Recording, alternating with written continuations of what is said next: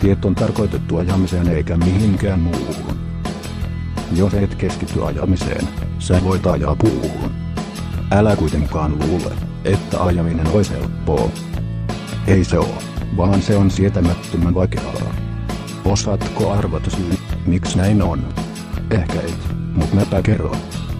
Syy on nopeusrajoituksissa, jotka on liian alhaiset. On pakko ajaa matelemalla, ja se on vaikeaa. Mutta jonakin päivänä rajoitukset poistuu.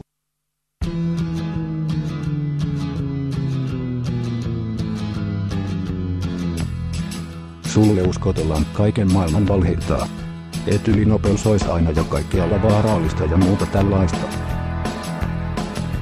Kun mietit tätä, huomaat, että väite on mätä.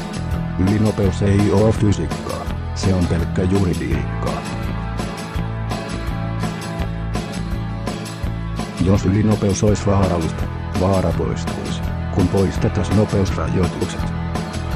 Ei nopeusrajoituksia, ei ylinopeuksia, ei vaaraa.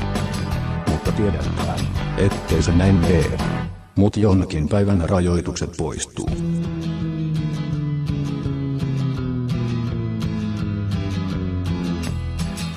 Tiet on tarkoitettu sakottamiseen eikä mihinkään muuhun.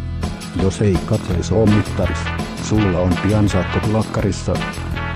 Äläkä luule, että sakon saaminen ei olisi helppoa.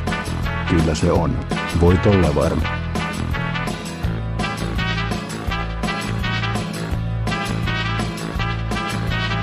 Jos ylinopeus olisi vaarallista, se yritettäisiin estää.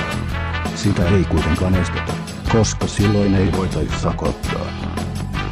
Jotta kassa kilisis, sakkoansoja tehdään lisää. Mut jonakin päivänä rajoitukset poistuu.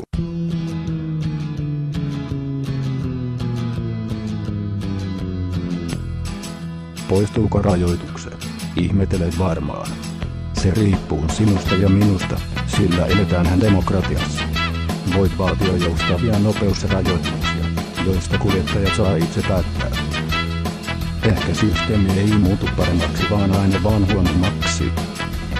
Mutta jos haluat muutosta, vaadi, että jonakin päivänä rajoitukset poistuu.